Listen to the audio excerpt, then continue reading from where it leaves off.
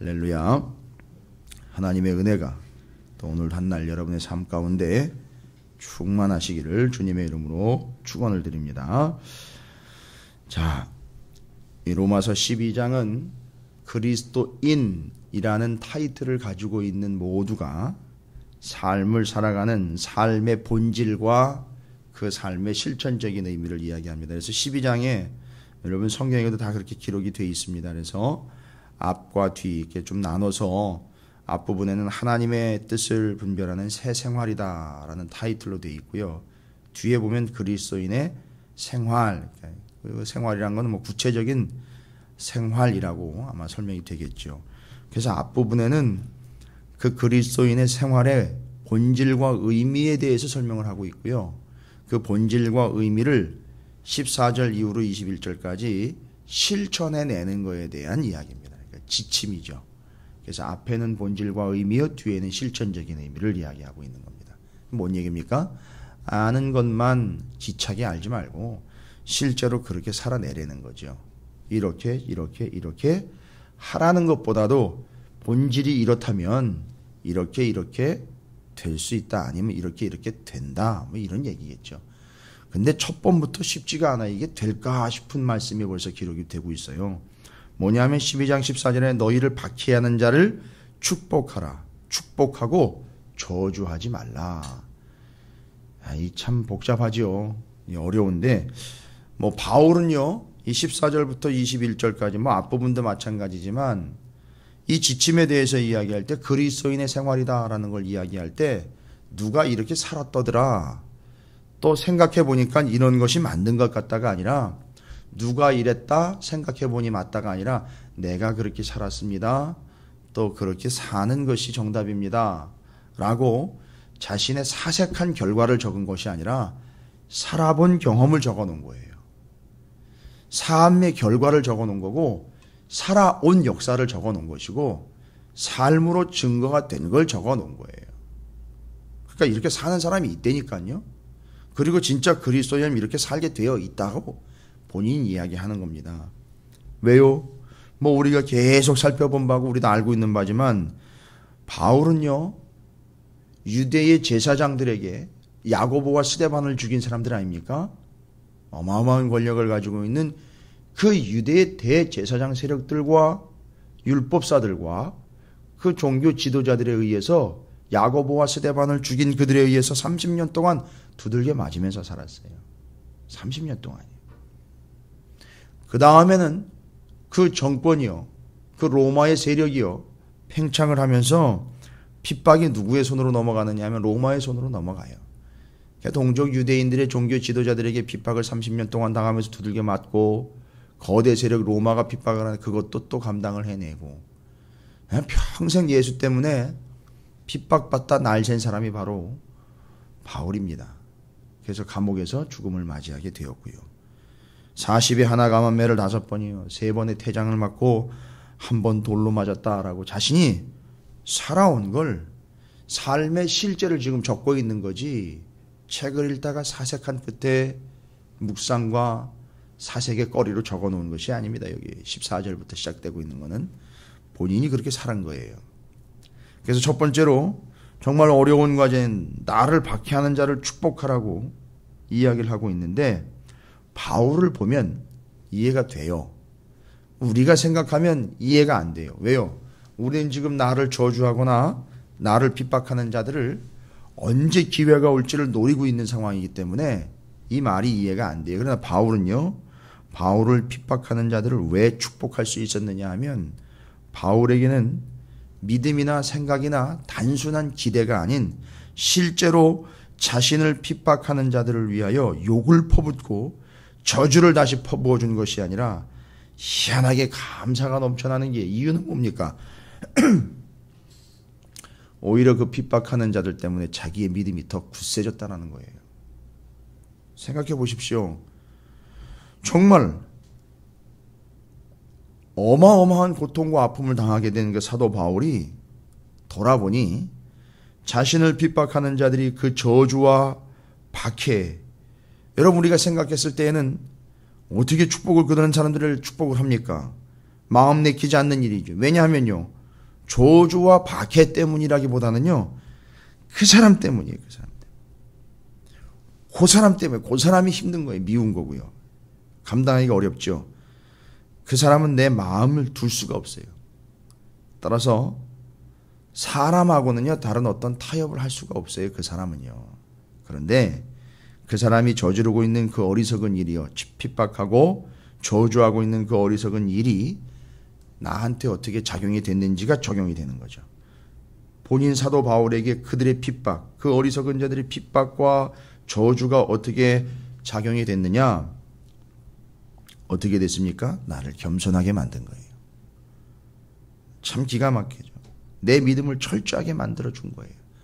그래서 그 저주와 핍박과 조롱과 그들이 교만함을 펼쳐낼 때에 그것을 당하는 나는 핍절되고 그냥 다 내려앉고 가라앉고 무너지는 줄 알았는데 그 속에서 내 믿음이 더 성숙해지고 더 성장하게 되었고 내 믿음의 성숙과 성장에 지대한 공헌을 한 거예요. 그 핍박하는 자가요.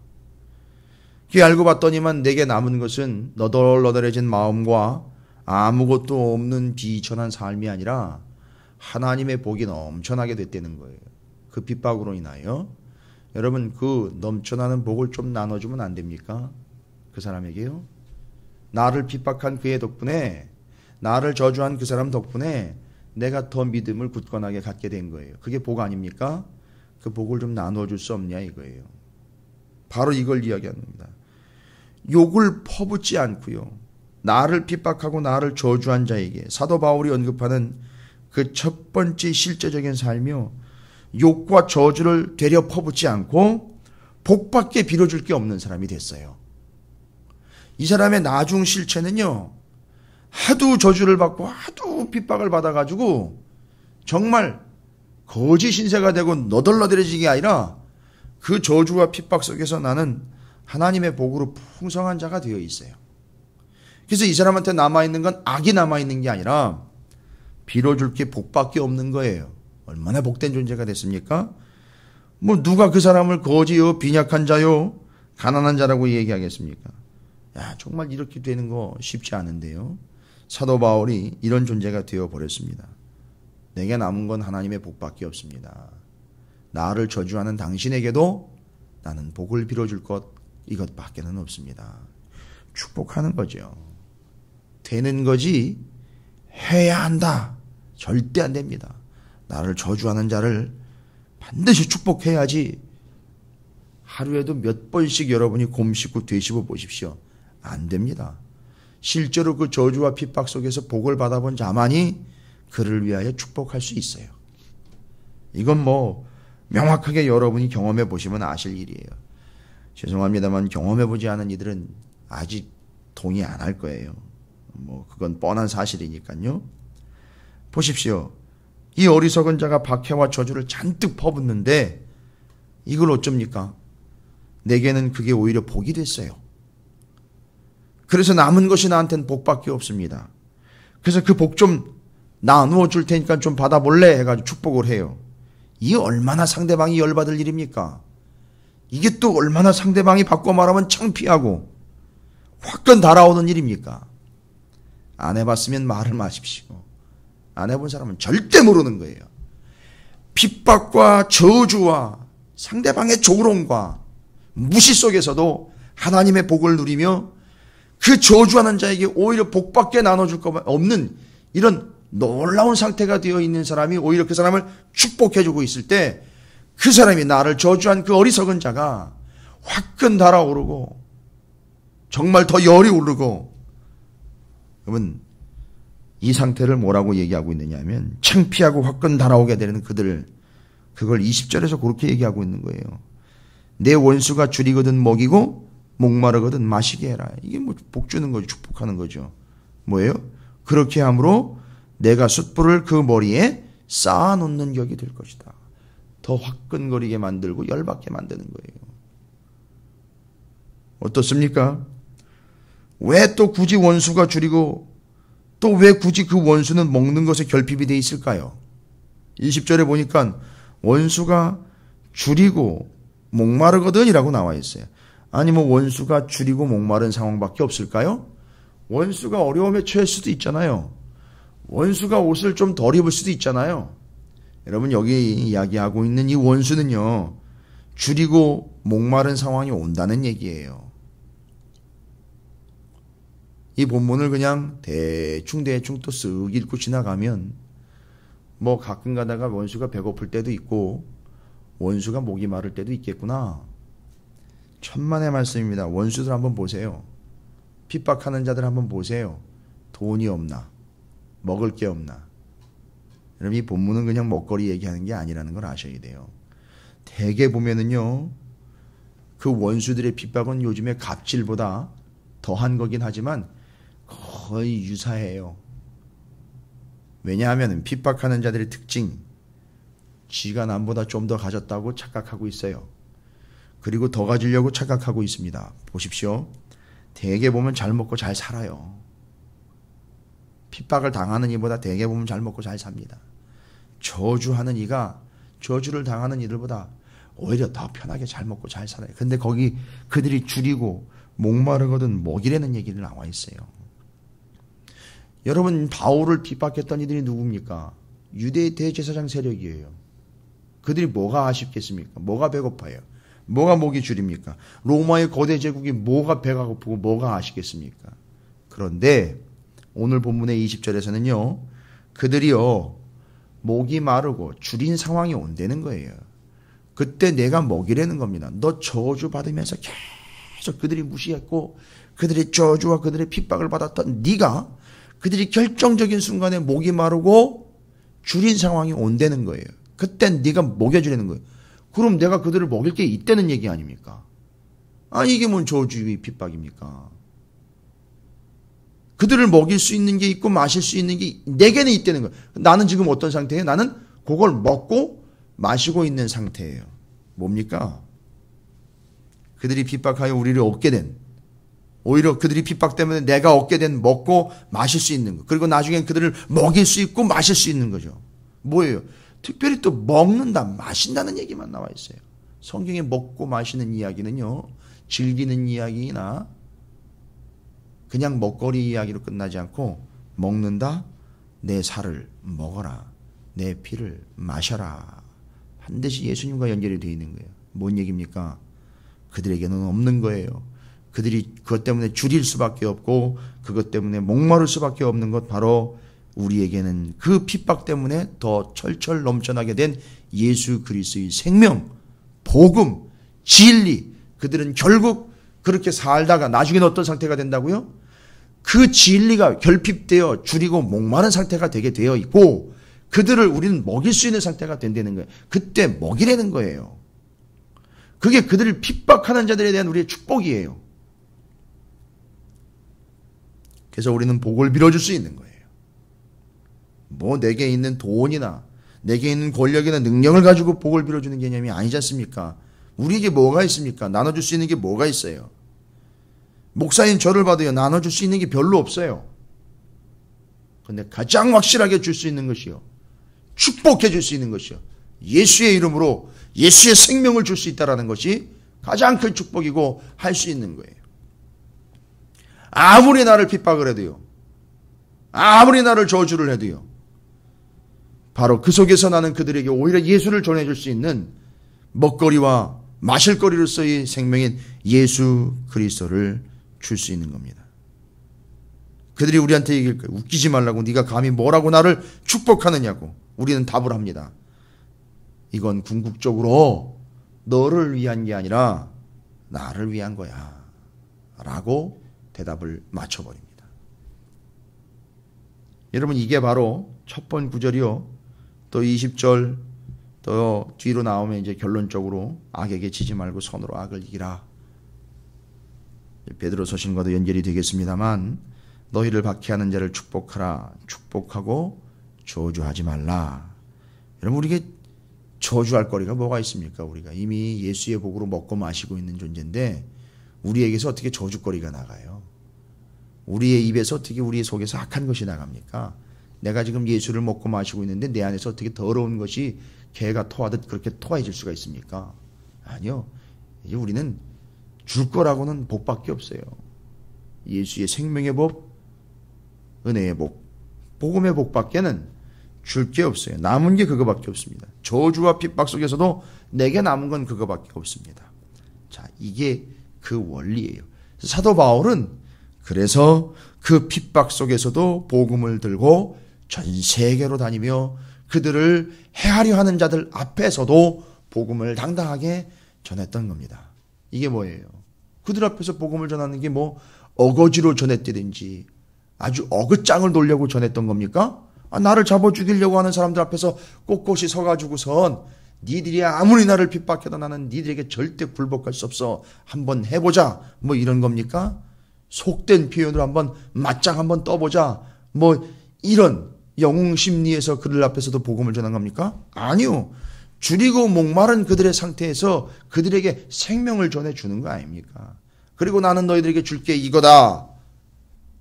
그래서 너희들은 지금 줄이고 목마른 상태니 이거 먹어야 된다. 전해주는 거 아닙니까? 그것이 축복이 되는 거죠. 네가 뭔데 나를 축복하느냐.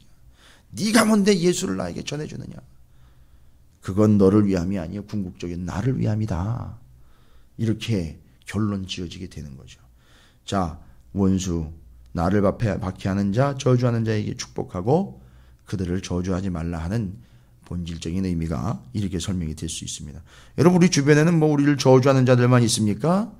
아니죠. 우리에게는 원수만 있는 건 아니에요. 또 우리의 삶에 있어서는 함께 즐거워하고 함께 울 수 있는 이들도 있습니다. 원수나 또 박해하는 자가 아닌 함께 할 수 있는 이들과는 또 우리는 어떻게 해야 됩니까? 저주하거나 우리에게 덤비고 우리를 공격하는 자들 말고요. 우리가 함께 해야 하는 자들이 있어요. 물론 많은 그리스도인들과 교회들이 착각을 해서 이렇게 함께 해야 하는 자들을 원수로 만들어버린 패역함 가운데 있는 문제도 있지만 어쨌든 우리에게는 원수도 있고 우리에게는 함께 해야 하는 동료들이 있어요. 이 교회로 치면 유대인이 됐든 헬라인이 됐든 함께 모여있는 로마 교회 성도들이에요. 서로가 서로를 함께 해야 되는 존재들이죠. 아마 그들이 핍박하는 존재들은 아닐 거예요. 근데 요즘에 보니까 교회 안에서도 핍박하는 자들이 있더라고요. 자기 신분을 망각한 채로 뭔가 착각을 해도 한참 착각하고 있는 존재들이 교회 안에 있어요. 자기가 갑인 양 갑질을 해대면서 같은 동료를 핍박하는 사람들이 있더라고요. 예. 그래도 축복하세요. 오히려 그것 때문에 여러분이 받은 복이 크니까. 또 그들만 있는 게 아니라 정말로 우리 함께 할 수 있고 함께 해야 하는 존재들이 있죠. 그들은 어떻게 합니까? 그들과는요, 마음을 같이 하는 게 중요한 거예요. 다른 게 아니라 마음을 같이 하는 게 중요해요. 여기서 오늘 말씀하고 있는 것처럼 즐거워하는 자들과 함께 즐거워하고 우는 자들과 함께 울라. 그냥 동병상련이요. 같이 가가지고 감정적인 동의를 해주라는 얘기가 아니라 이건 항상 마음을 같이 하라는 얘기죠. 16절에서 설명합니다. 서로 마음을 같이 하여 높은 데 마음을 두지 말고 도리어 낮은 데 처하며 스스로 지혜 있는 채 하지 말라. 예. 그냥 갑질하지 말라는 얘기예요, 이거는. 그 마음을 같이 하라는 얘기입니다. 뭐 누가 누구를 어떻게 하고 누가 누구를 뭐 이런 개념을 넘어서 그냥 마음을 같이 하는, 이 마음을 같이 한다라는 게 계속 성경에서는 그 마음의 전제가 되는 하나님의 마음이 우리 안에 있지 않으면 이건 마음을 같이 할 수가 없어요. 제가 어제도 언급한 바지만 사도행전 13장 22절에 다윗을 왕으로 세우시고 증언하여 이르시되 내가 이새의 아들 다윗을 만나니 내 마음에 맞는 사람이라 내 뜻을 다 이루리라 하시더니 하나님이 다윗을 보고 그 마음에 맞는 사람이라 그랬어요. 합한 사람이라 그랬습니다. 이 마음은 바로 하나님의 마음으로부터 온 그 마음을 이야기하는 거예요. 이 마음을 같이 한다는 것은 하나님으로부터 온 그 마음을 그러니까 하나님의 마음을 이해하지 않으면요, 하나님의 마음과 통하는 게 없으면 성도 간의 마음을 함께 할 수가 없어요. 내 마음만 있는데요, 뭐 그럼 어떤 일이 발생되는지 아시죠? 내 마음만 있으니까 왜 내 마음대로 안 하느냐 이게 자꾸 얘기해요. 왜 내 뜻대로 안 하려고 그러느냐 이거 자꾸 그 얘기만 한다니까요. 이건 하나님의 마음이 아닙니다. 이런 얘기를 하면 괜찮은데 차라리 왜 내 마음 같지 않느냐 자꾸 이야기를 해요, 상대방에게. 그러면요, 교인이 60명이면 60개의 마음이 다 달라가지고 서로 자기 마음이 옳다고 얘기를 하는 거예요. 그건 마음을 같이 하는 게 아니잖아요. 그러니까 자기 마음으로 이야기하는 게 아니에요. 착각하면 안 됩니다. 하나님의 마음을 같이 하는 거예요. 그래서 내 마음과 틀릴 수도 있지만 하나님의 마음은 하나가 되는 거예요. 자, 이게 바로 그 마음을 같이 한다는 거죠. 그러니까 이 변질된 사람의 마음이 아닌 온전한 예수 그리스도의 마음으로, 여러분 보십시오. 죽은 나사로를 찾아가서 함께 우시는 예수님의 마음 이해가 되십니까? 예루살렘을 바라보시면서 우시던 그 마음, 하나님께로 돌아오는 영혼들과 합당한 영혼들을 바라보시면서 흡족해 하시던 그 마음, 여러분 그게 감동적인 분위기나 그냥 쇼가 아니라 하나님의 마음을 공유하는 것으로서 그 마음을 나누는 게 우리 성도들이라는 거죠. 우리 지체들이라는 거죠. 핍박하는 자에 대한 우리의 처세요. 또 함께하는 동료들에 대한 우리의 처세는요. 이렇게 두 가지로 설명이 계속되고 이어지고 있습니다. 16절에서 그래서 이런 마음이 없으면 결국 어떤 짓이 일어나게 되느냐 하면, 이런 마음이 없으면 결국 스스로 지혜 있는 척하고 착각하기까지 하는데, 왜 그 마음이 지혜랑 연결이 되느냐 하면 중요한 얘기입니다. 16절의 본문은 마음을 같이하여 높은 데 마음을 두지 말고 도리어 낮은 데 처하며 스스로 지혜 있는 채 하지 말라. 그러니까 마음을 같이하지 않는 자들의 특징이 뭐냐면 스스로 지혜 있는 척해요. 그러니까 자기 마음만 이야기하는 사람들의 특징이에요. 이해가 되실 거예요. 하나님 마음을 같이 하는 게 아니라 자기 마음만 계속 디립다 주입을 하는 사람들 특징이 뭐냐 하면 스스로 지혜 있는 척 한다는 거예요. 그 뒤에 나와 있는 건 다 자기 마음만 주장하는 자들의 특징이에요. 뭐예요? 높은 데 마음을 두고요. 자기 마음만 주장하는 사람들이죠. 스스로 지혜 있는 척 하는 거죠. 교만과 착각이 그들의 선봉이에요. 자기 마음만 있는 사람들의 특징입니다. 16절로 근거로 하면 자기 마음만 있는 사람들은 교만과 착각이에요. 지혜 있는 척 한다는 거죠.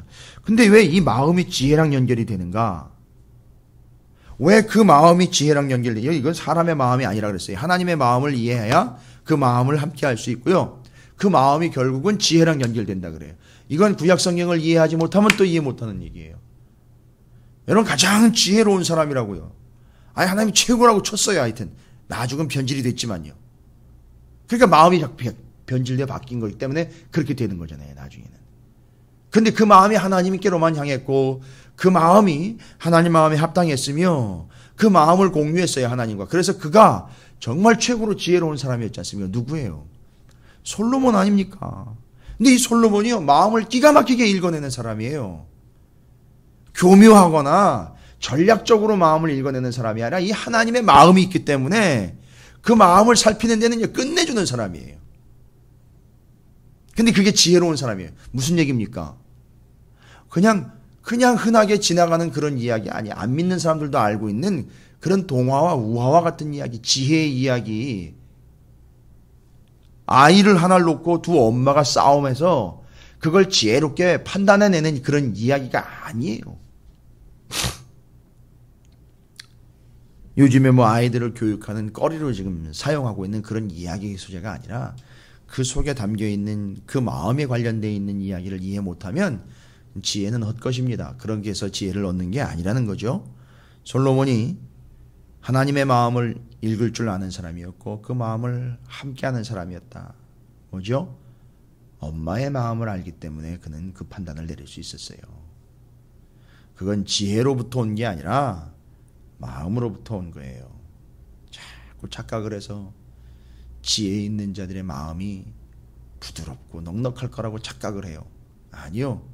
진정한 마음으로부터 지혜가 오는 거지 지혜가 오고 난 다음에 마음이 오는 게 아니에요.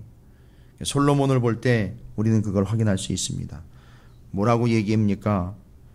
열왕기상 4장 29절 하나님이 솔로몬에게 지혜와 총명을 심히 많이 주시고 또 넓은 마음을 주시되 바닷가의 모래와 같이 하시니 솔로몬의 지혜가 동쪽 모든 사람의 지혜와 애굽의 모든 지혜보다 뛰어난지라. 최고로 지혜로운 사람이었어요. 요즘 같으면 이런 지혜를 써서 뭐를 할까요? 돈 벌어야죠. 투자해야죠. 그런 지혜가 아닌 거예요. 이건 하나님의 마음이라고 분명히 나와 있죠. 넓은 마음을 주시되 하나님의 마음을 주신 거예요. 그러니까 솔로몬이 두 엄마가 아주 혈기가 등등해가지고 누구 애인지 증명을 해내야 되는데 거기서 내 애라고 막 우겨대고 있는 그 두 엄마 사이에서 뭐를 읽을 겁니까? 지혜를 찾아낸 게 아니라 그 진짜 엄마의 마음을 읽은 거 아닙니까? 이건 하나님의 마음이 없이는 안 되는 거예요. 그러니까 이미 솔로몬은 마음의 사람인 거예요.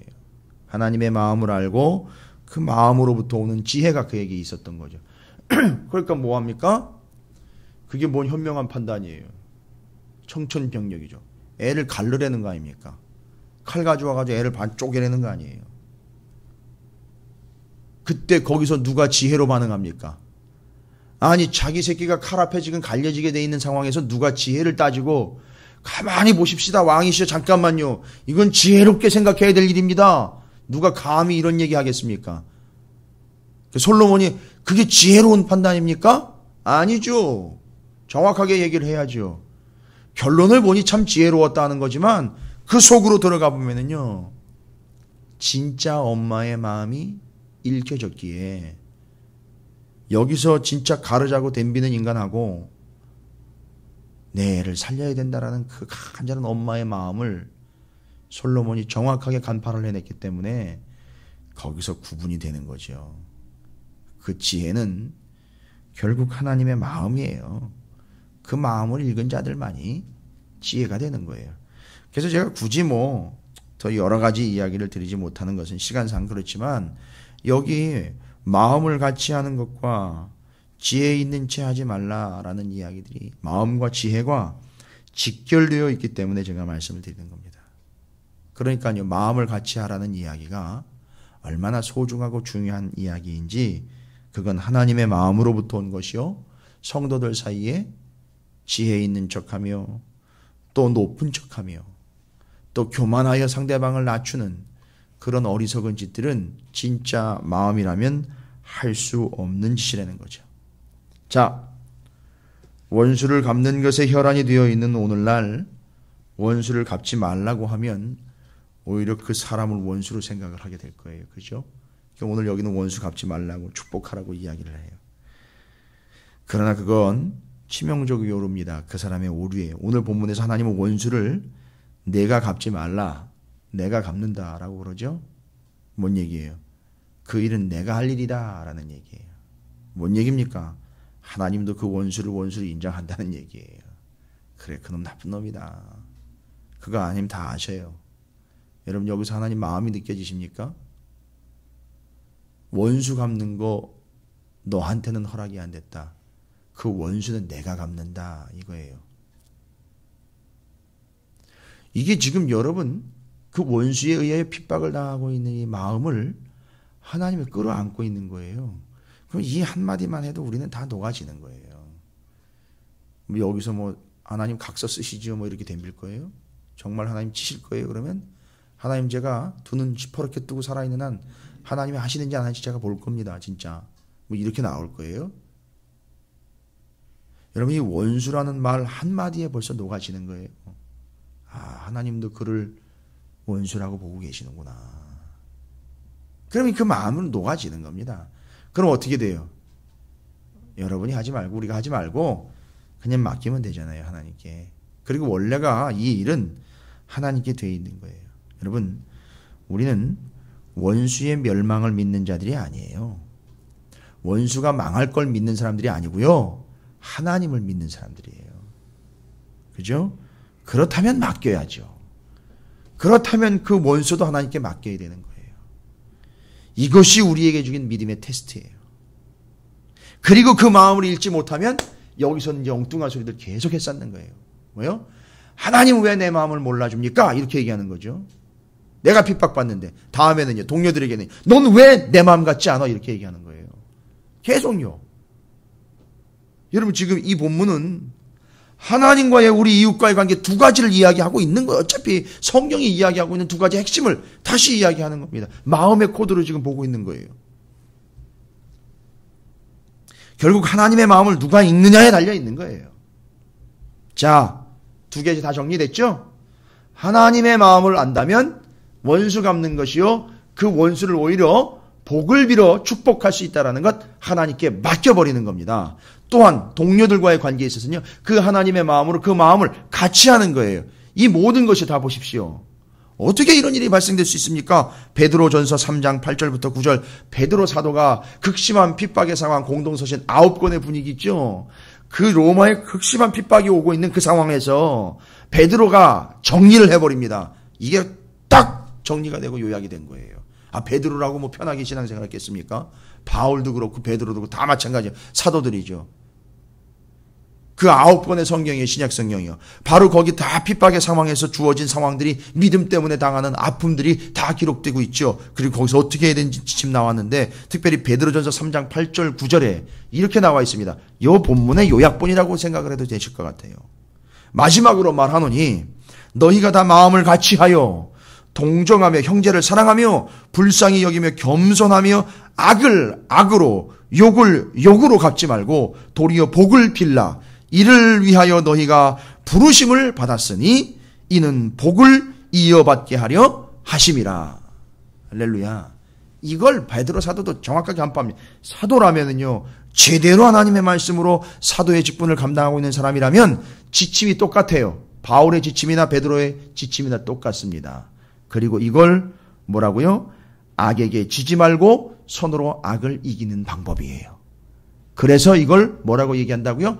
선한 싸움이라고 합니다. 싸움은 맞는데 선한 싸움이에요. 왜요? 내게 복이 되었고 내게 이익이 되었기 때문에 이 싸움에서 나는 죽고 패잔병이 되는 게 아니라, 이 싸움에서 악을 악으로 갚는 것이 아니라 악을 선으로 갚았기에 이 싸움은 선한 싸움이요 내게 이익이 되는 싸움이었다. 여러분, 핍박하는 원수들에게 우리가 그것 때문에 내가 더 유익을 감사하고 그들에게도 그 복을 나누어 주는 자, 이 사람이 이긴 사람 아닙니까? 이것이 손으로 악을 이기는 전략입니다. 이 시대의 그리스도인들에게 손으로 악을 이긴다는 것, 마음을 같이 하는 것이 선한 싸움이라고 불리는 이유입니다. 왜 마음을 같이 해야 한다고요? 동료들이여, 이 싸움에서 이기기 위함입니다. 선한 싸움을 하기 위하여 같이 이 싸움에 함께하는 이들과 연합을 하는 거예요. 그래서 그 마음을 같이 하는 겁니다. 여러분, 잊지 마십시오. 선한 싸움을 위하여 핍박하는 자를 축복할 수 있으며, 동료들과 마음을 같이 함으로 선을, 악을 악으로 갚는 것이 아닌 악을 손으로 갚고 악에게 지지 말고 손으로 악을 이기며 선한 싸움을 싸워 이겨내는 여러분의 삶이 되시기를 주님의 이름으로 축원을 드립니다.